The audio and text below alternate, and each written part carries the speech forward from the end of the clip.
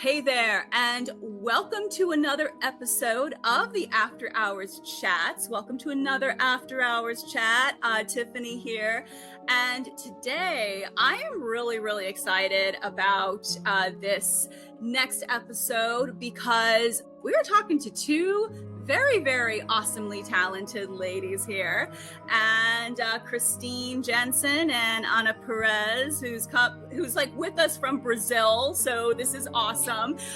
We'd love to have you. And I actually met Christine very recently when I was at the Horror Hotel International Film Festival. That was great fun, and I got the opportunity to see her and Anna's new film, Legado. And when Christine was first talking to me at my table about it, telling me about what it was about and family secrets and possession and all of that, it was up my alley. So I had to see it, and I was super excited to see it. I made sure I came early at 10 o'clock so I could see it, and I was not disappointed. In fact, I did a couple of mini reviews on some of the films that I got a chance to see at Horror Hotel, and so I gave it a very positive review because I genuinely enjoyed it. I was very impressed with it. But yes, we're going to talk to these two today. I'm super excited. So Anna, Christine, tell a little bit how Anna, you got into screenwriting, and Christine, how you got into filmmaking. Oh, okay. Whoever wants to go first. Whoever wants to go first.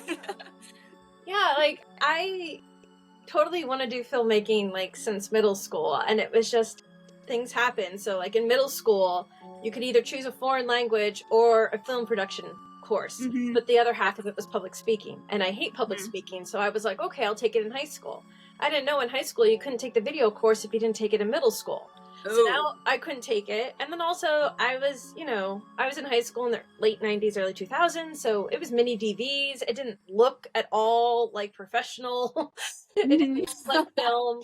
So, I ended up going for an art video major, but it was more using art as a medium as opposed to really looking at it through a film analysis. Yeah. And I fell into graphic design and did that for 7 years. Then moved to being a librarian, and then I was like, hey, the combination of COVID, selling my house, turning 40, I was like, this is something I've wanted to do my whole life. I finally have a little bit of money, so I would like to do the thing to see if I want to do the thing. Yes. Yeah. So in 2022, I started my production company, and I made 5 shorts. Nice. And then this was my very first debut feature film. But amongst the many hats I wear, I am not a writer. Yeah. So I went on to Stage 32 to meet other writers and to read their scripts to see if we could collaborate. And that's where I met Anna. Nice. And Anna, how did you get into screenwriting? So I've always been a big reader. Reading has always been a part of who I am. So I love stories, and I always knew I wanted to do something with stories. But since reading was like my first love, I did an associate degree in creative writing. But by high school, kind of similar to Christine, I also fell in love with television and film. And I've been watching a lot of films my whole life as well. Yeah. So when I got into my associate degree, I was like, I really love writing prose, but I really love screenwriting. So I just started like developing it and doing a bunch of courses on it and just really going after it. And now, that's basically it. That's awesome. And Christine, you have your production company, Beautiful Darkness. So, and I love that. I just love the name of it. When you gave me your card, I was like, and your Instagram handle, I was like, ooh, Beautiful Darkness. I gotta check this out. And so how did your production company come to be, and how did you come up with the Beautiful Darkness name? All right, starting with the name first. I was actually inspired. My nephew tends to model more like dark and alternative things. And I was like, oh, we need to make you a website. And I feel like a fun combination of what you do is beautiful darkness, because like it's very fashionable, but it's very dark. And ended up not making that website, but I loved the name, and I was like, can I have the name? Everything with it. So I was like, yes, I love that name. Yeah. And Nice.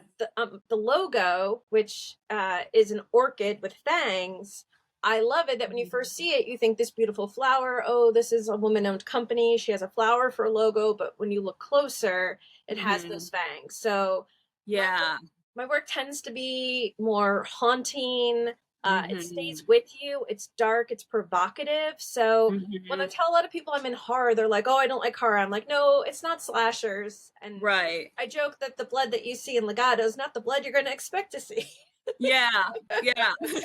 Yes, this is true. Try to have a strong feminist perspective in the film that we were creating.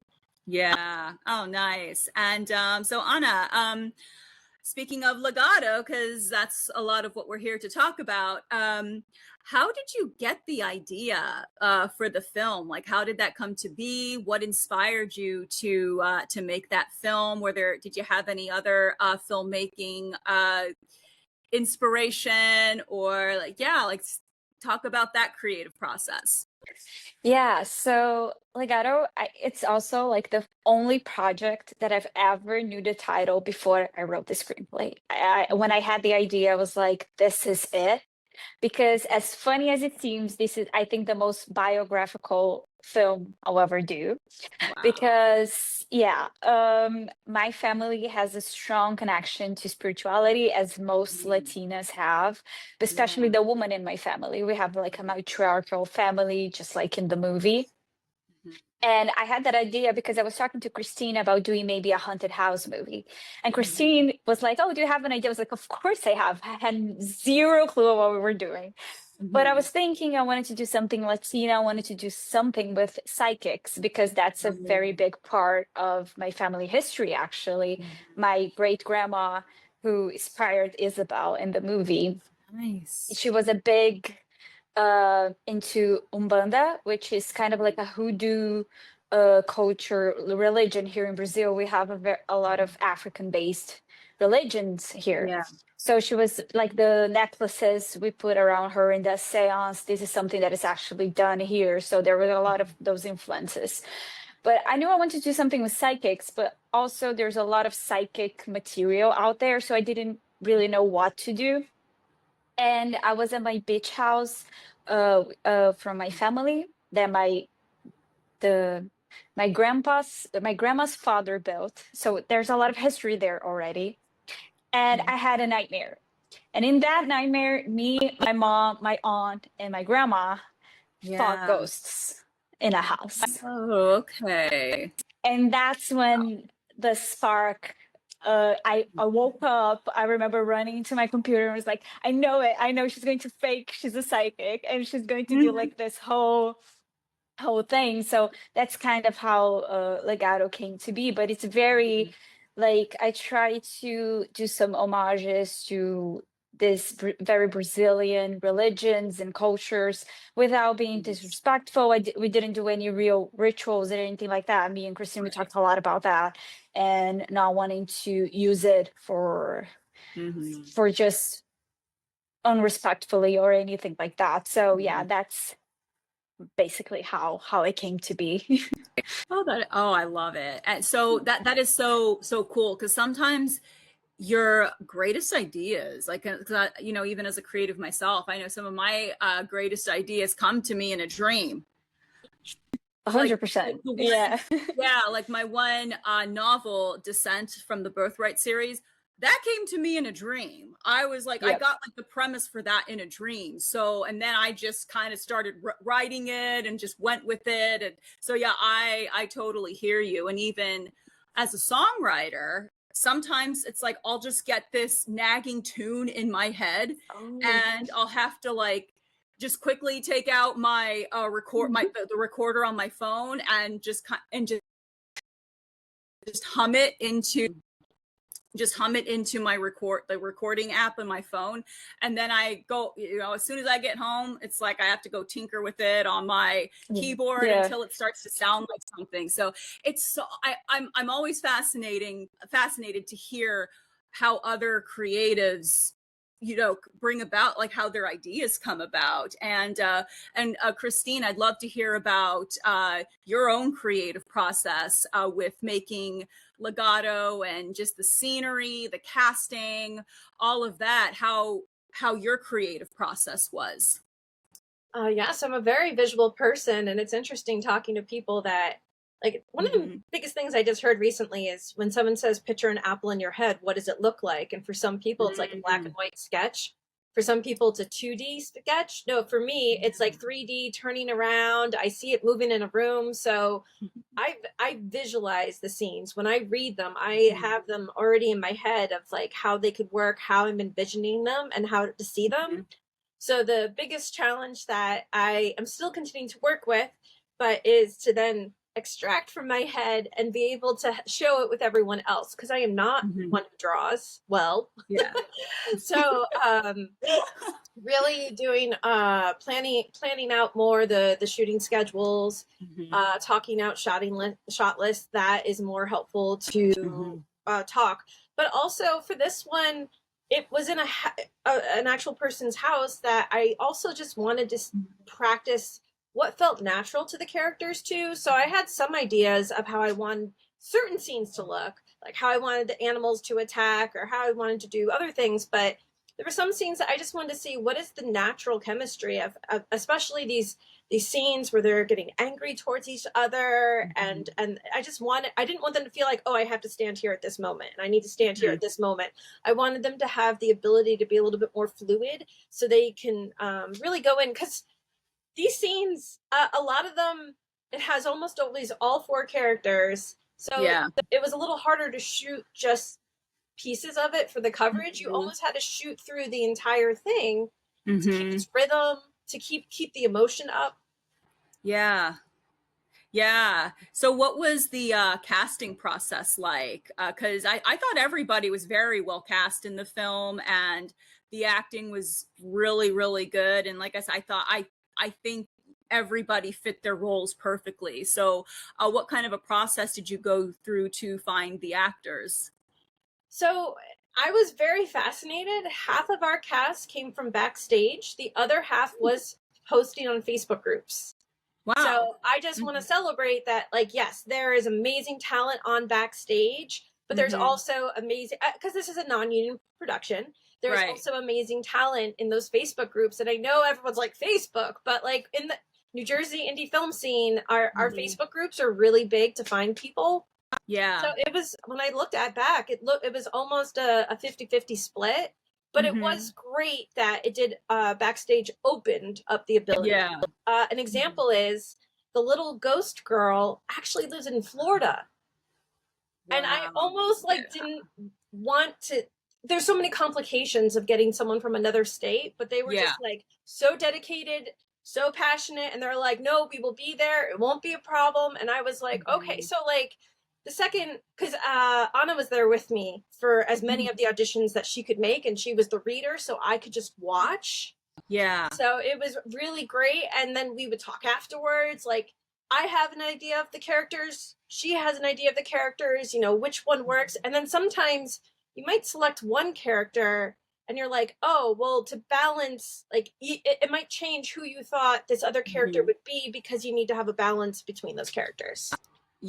Oh, absolutely. And I think all of the actors did an amazing job just with moving the story along and keeping up the pace, which is really important, I think, in a film like that, because it's not this fast-paced film where you have the slasher here, the person running away here, and there's constant action. It's kind of like this slow burn build up to this huge climax of the film.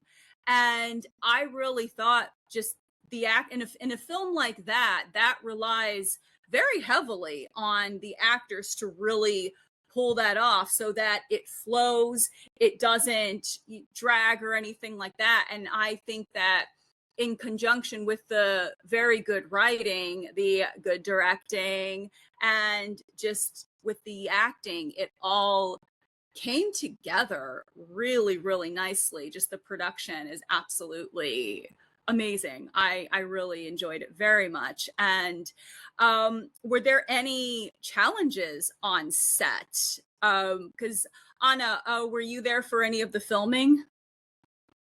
No, unfortunately, I couldn't make it. I was in the Mhm. United States at the time, but I was doing a USC summer program in horror film and analysis and production.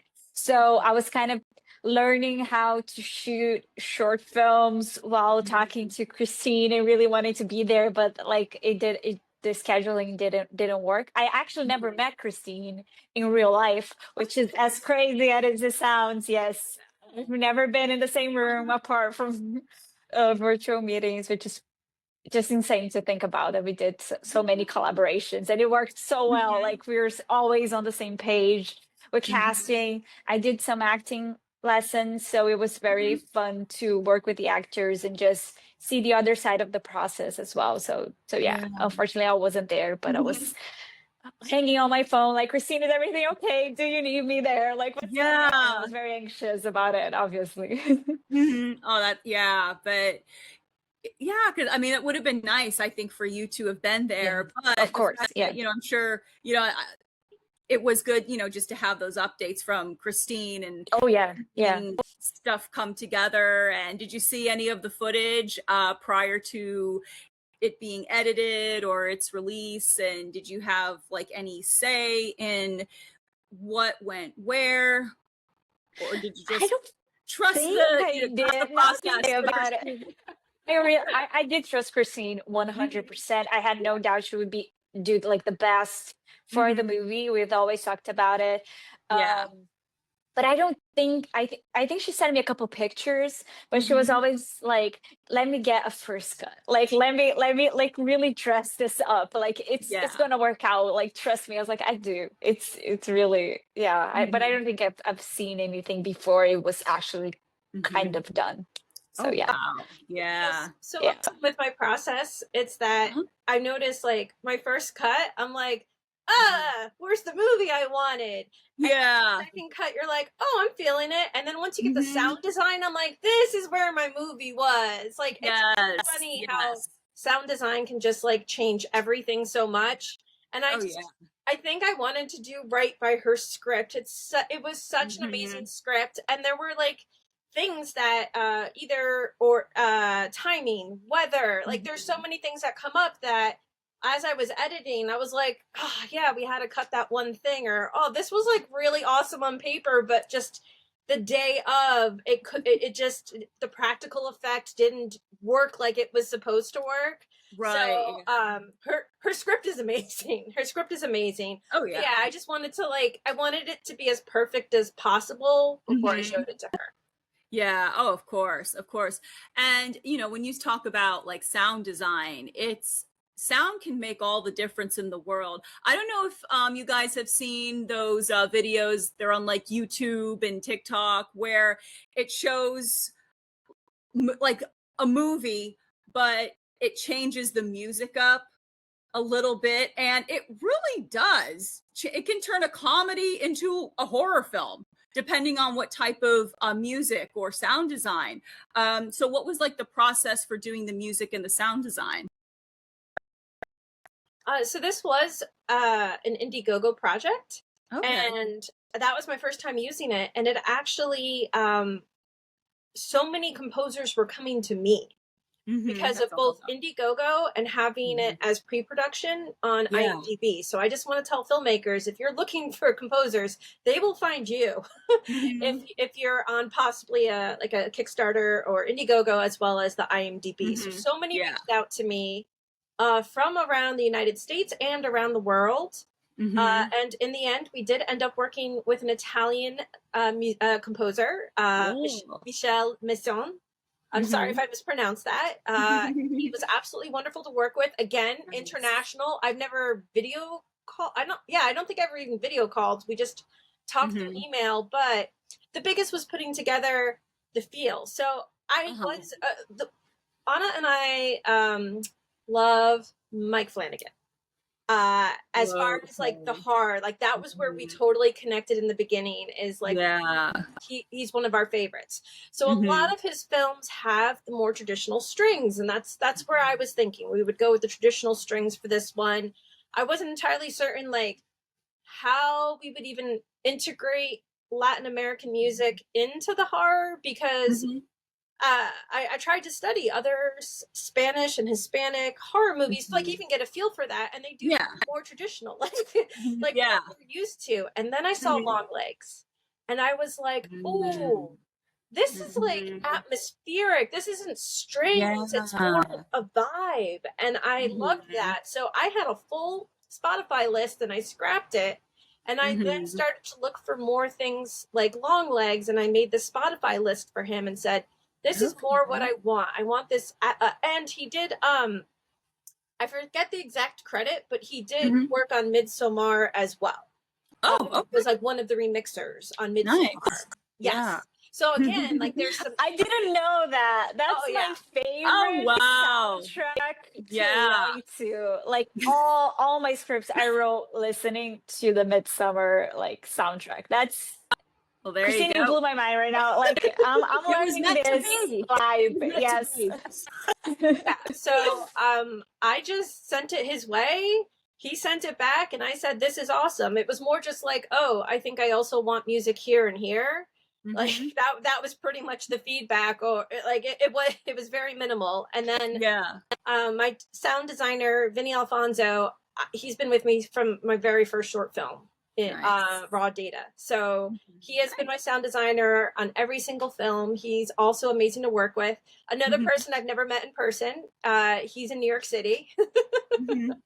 But he's just absolutely wonderful. He totally gets it. So he does great.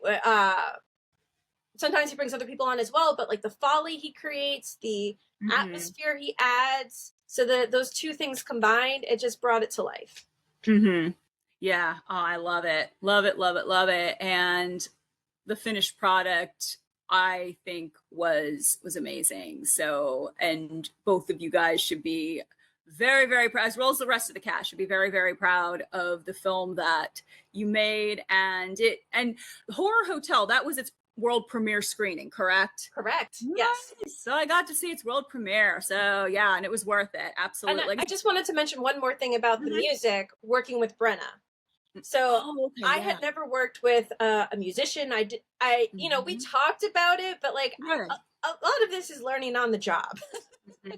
So my EP connected me to Denise, and Denise works with a lot of artists, and she put a call out and said, hey, you know, this indie film is looking for a song. If you have anything that's, you know, this kind of, because we knew like this is a movie that there's really no place to put normal soundtrack music, like intro, but really we knew it was going to be the end song. That would probably be the place where it would make the most sense to put something.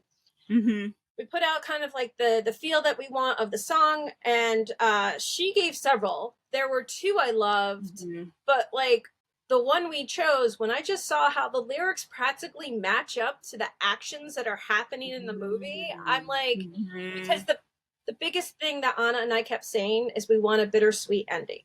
Right. We want that bittersweet feeling. And there was like a voiceover at one point where we heard in her head that, oh, this is a blessing, not a curse. And I'm like, oh, well, we don't really have her saying things out loud anywhere else, you know, in her head anywhere else. I don't know if that makes sense. But this combination of Brenna's song SOS with the visuals, I think does give that oh, this isn't a blessing, it's a curse. Yeah.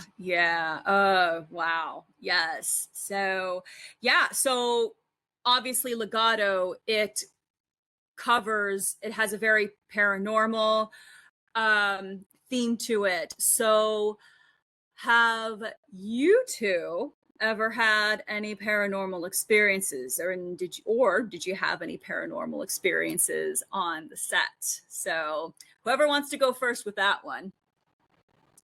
I didn't have any on set. And the mildest one that I will ever say is that when I was in college, There was a study room on the floor. So, you Mhm. know, I'm working really late. I was an art major. And so instead of being in my dorm, keeping my roommate up, there's just Mhm. this like one study room and I'm the only person in it. And I'm down working on my artwork. Yeah. You know how when someone walks into a room, you just like, you feel the air move, you hear the air change. And Yes. I felt that, acknowledged the Mhm. person, looked up and saw no one was in the room.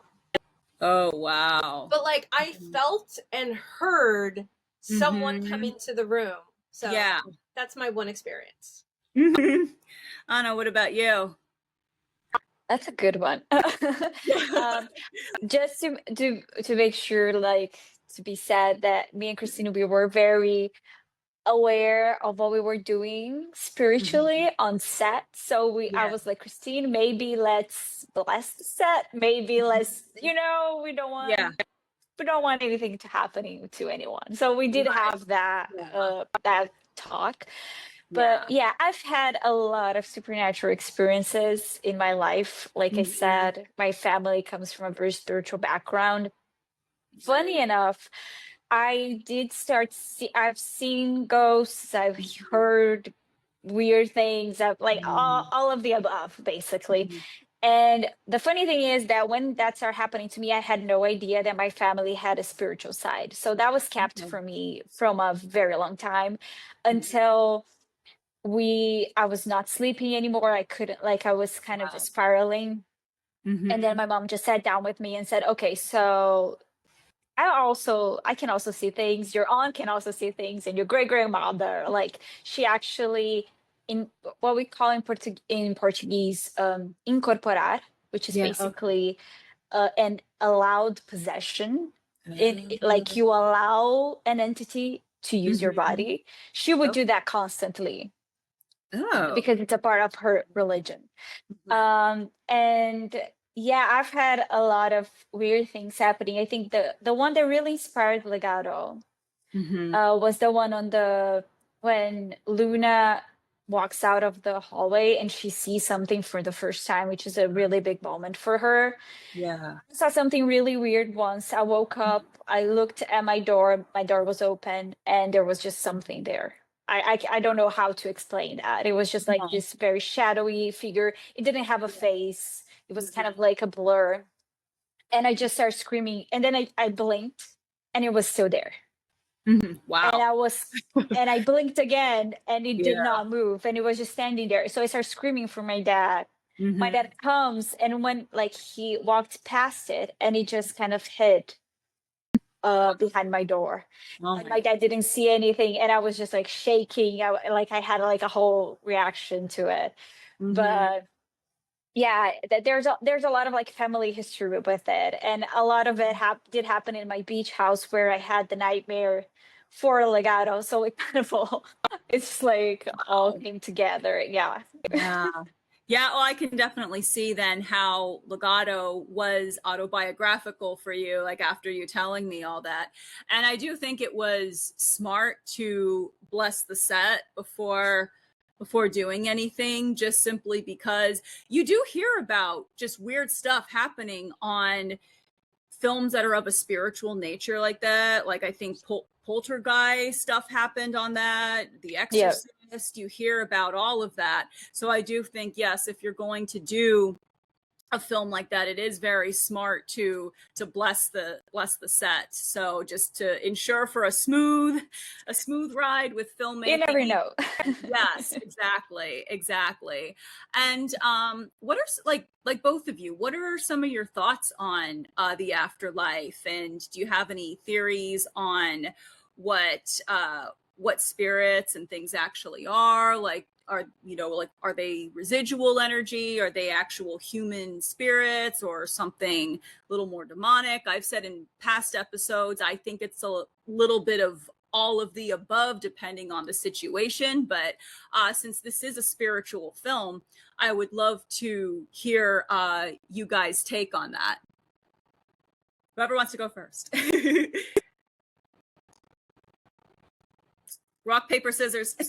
All right. You want to Okay, go? you go. All right. Yes. Um, I think my biggest thing is I want it to be true. So Mhm. I do work with ghost hunting groups like Nine Lives Paranormal.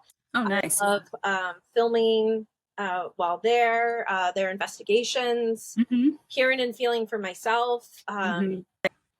I definitely, I think, like you said, it's the gamut. I do think there could be residual energies from things that happened, Mhm. but as well as spirits that are caught behind as well. Mhm. I like to think that it does exist.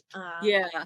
And of all the horror, haunted houses has been my number one. Like, I can't get Mhm. enough of haunted house stories. That is, Yeah. and then one step back is supernatural. So like that is where Mhm. I tend to live, is in haunted house and supernatural Right. as far as fiction goes. But like I said, right now, ever since I got connected with a ghost hunting group, and Mhm. they have lots of friends that also do ghost hunting. It's really Yeah. fascinating to see what they're doing and how they investigate and actually be Mhm. in the space when those things happen.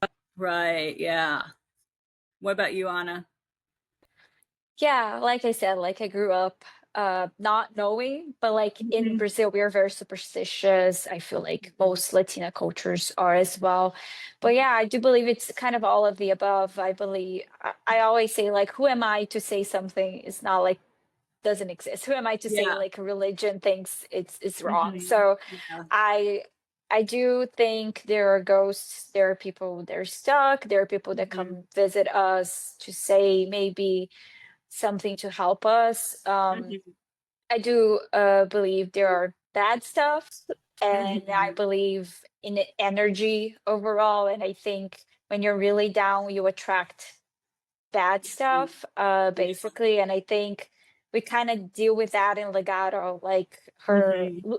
ultimately, like Luna's desperation to belong to her family is what Right. makes her weak for the demon. So I think I do really believe that those bad like feelings, those negative feelings kind of can help like attract bad things. Yeah. Yeah. Like when you're a little bit more down, you might be on that same vibrational level as, and it might be a lot easier for them to reach you. And no, I totally get that because I remember when I was going through kind of a low period, I was definitely I was seeing shadow people and seeing all, and it wasn't until I got out of that and started to really work on myself that went away. So yeah, I mean, no, I totally get what you're saying there. And is there an area in Brazil that, you know, respectfully, of course, is most haunted? Is there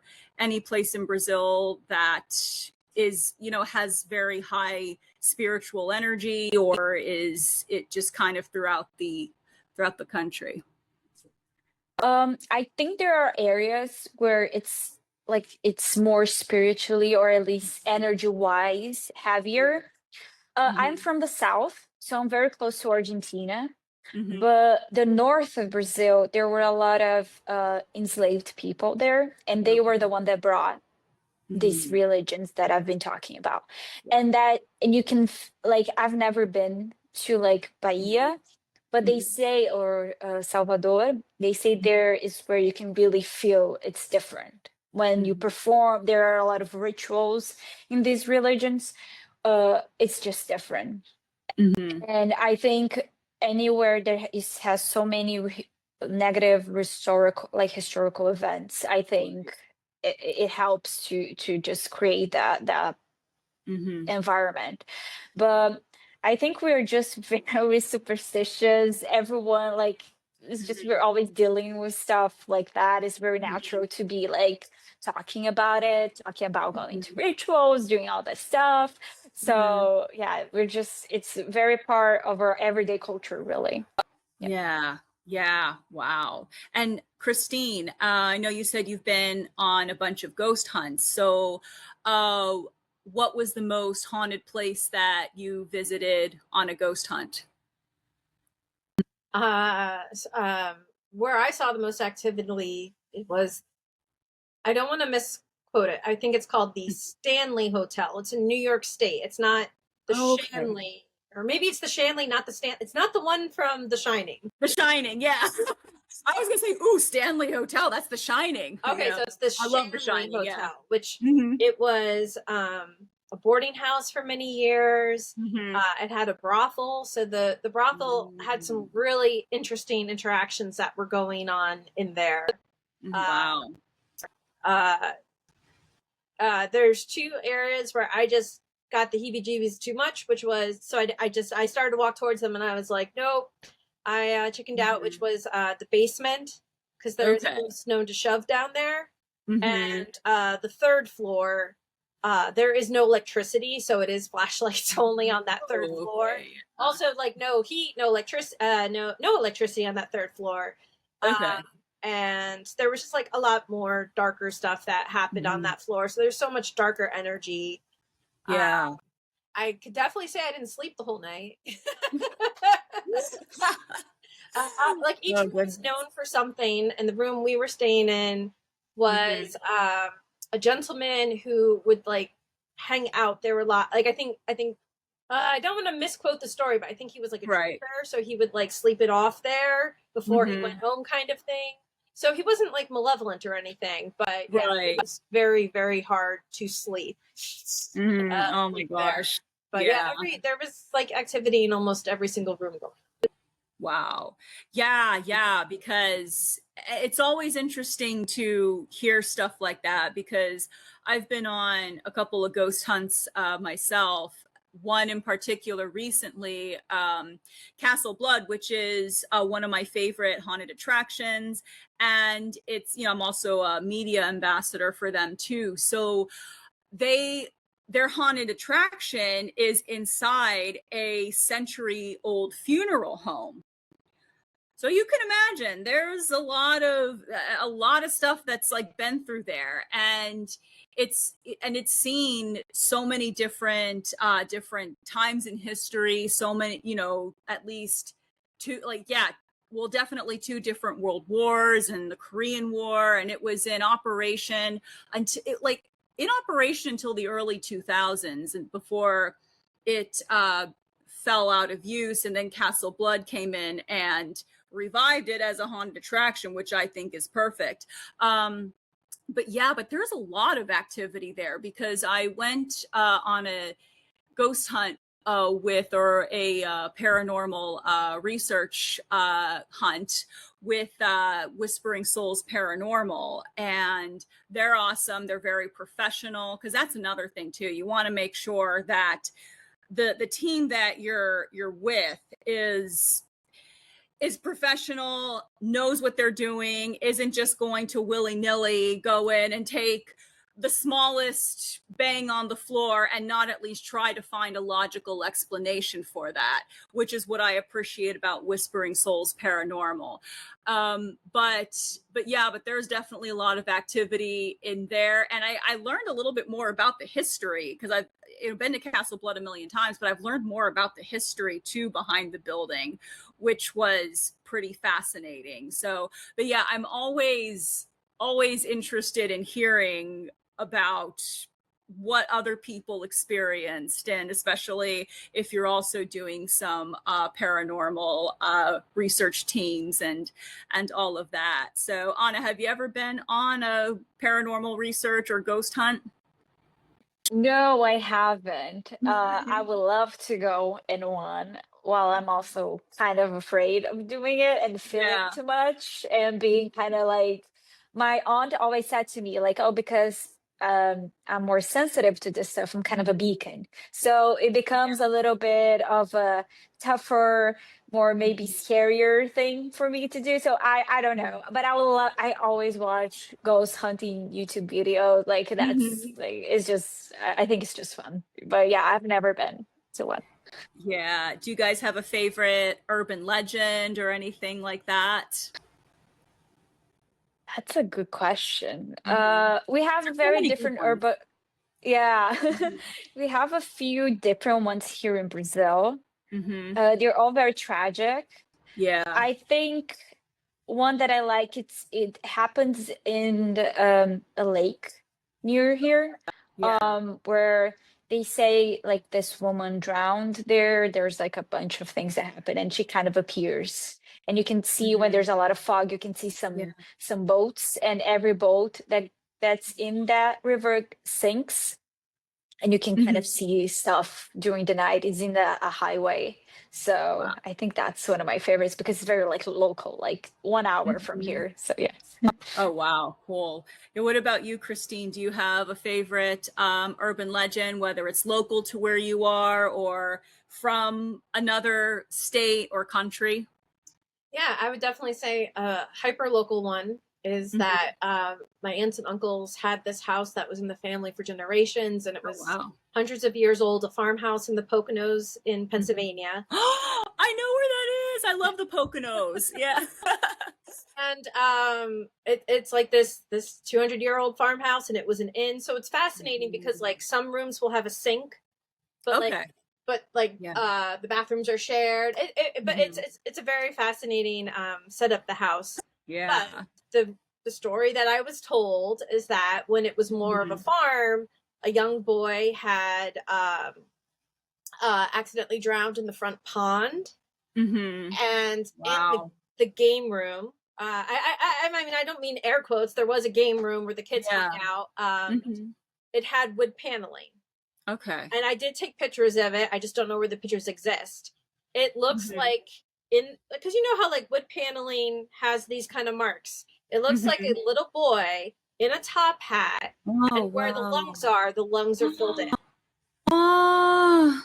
So it was, you know, our older cousins would love to tell us this story, and then the youngest kids were put up on the 3rd floor, which is of course the scariest floor.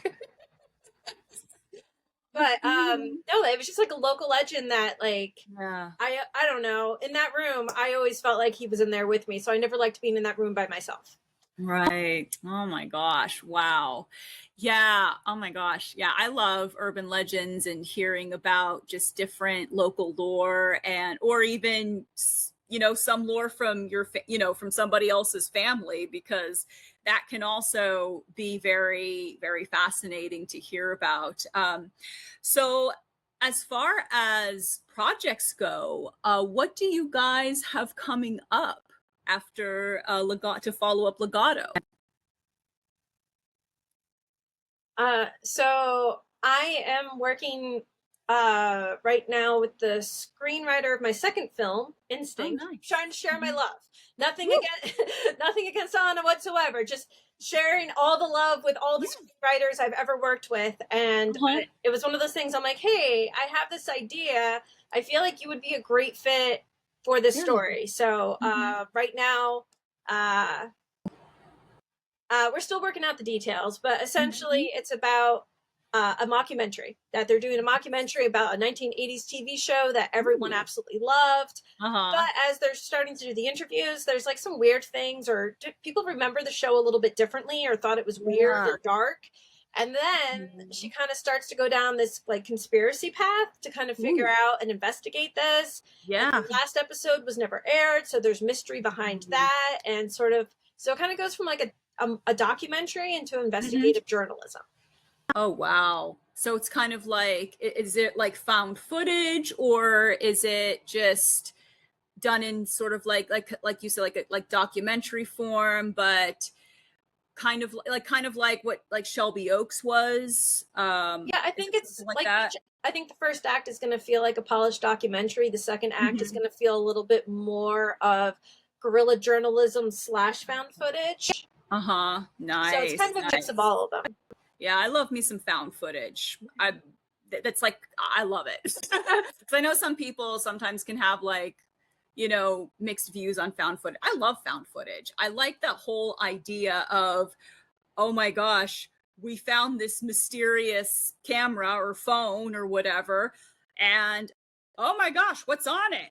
Oh no, these people are running for their lives. What's going on? You know, after looking like what's a fun road trip, now they're running for their life. I love that. Because to me, you know, that just brings more realism to it, and that rawness to it. And like, it can happen to you, you know, whether you're running from something physical or spiritual, and that's what I like about found footage. Like, what are your thoughts on found footage? Yeah, I love it. I think so. Of course, Blair Witch was like the one, and then I didn't think it could be done again until I saw Hell House LLC. Oh, okay. That's when I was like, oh, and that's what inspired Whimsywood, was that this isn't 100% found footage. It's a mix of things, and I think that's what made it, because you can't replicate what they did for Blair Witch. You know, right? Told you can't. It's like the OG, you know. Years, and the internet was just different. It was in its infancy, and you couldn't necessarily look things up, and they had a very convincing website, and all these things.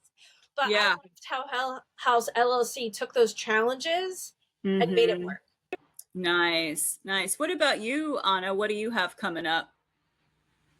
So I've been working on a couple of scripts. I'm also finishing an MFA in creative writing, so I kind of had to like take some time to write a novel, which is my psychological thriller, which I'm very excited about. I haven't finished it yet, but it's happening. Yeah. But like my latest, also amazing, Christina, I want to see it, like amazing project. Love it. I didn't hear about that before. But lately I've been working on a new feature that's called Provenance. Okay. And it's if the claustrophobic setting of Psycho meets the family traditions of Texas Chainsaw Massacre with a Latina twist. Oh, So cool. we have the kind of like a dusk until dawn kind of situation, in like it changes by the middle, like point two of like act two, it changes what type of movie it is. It starts with more of like an actual thriller, and then she gets into like a B&B 1910s house, and it turns dark and very, very gore. I love supernatural, but I've done Legado. I've wrote a pilot that's very supernatural. I wrote like a bunch of things that are supernatural, so I kind of wanted to do a very hard turn and try to challenge myself to write a more grounded, like gore, action based, because I love action movies as well. So there's like shootouts, there's dead bodies, they're being eaten, there's like a lot going on. Oh my gosh. Wow. Yeah. Well, I definitely can't wait to, that something comes into fruition there. And yeah, I can't wait to, when your novel is published, that. Thank you. Yeah, definitely keep me posted on that, because I'm getting back to my book reviews, because I go through spurts where I do a bunch of book reviews and then I get super busy and don't have a ton of time to like read and then do a review on it. But I have a spurt of time now where like I can do like book reviews now. So yeah, definitely keep me posted on that. So I will. Absolutely. And where can people see Legado? Because I know it's currently making the rounds at film festivals. Yeah, so legadofilm.com. That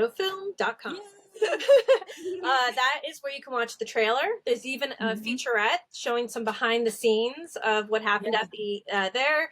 If you want to hear the music, it leads you both to Brenna, as well as you can listen to the soundtrack online. And then there's a watch page. Right now, that's where we're going to list any of the film festivals. The next one is coming up. It is, I want to say, July 17th. I just want to make sure that's right. Friday, July 17th is its New Jersey premiere. It's East Coast premiere, because I am in New Jersey, so I'm excited to now have a premiere in our own state. It's Block 3 at 6:30 at the Northern Horror Fest. The Northern Horror Fest. So you can either look up Northern Horror Fest or go to legadofilm.com, and there's a link to get tickets.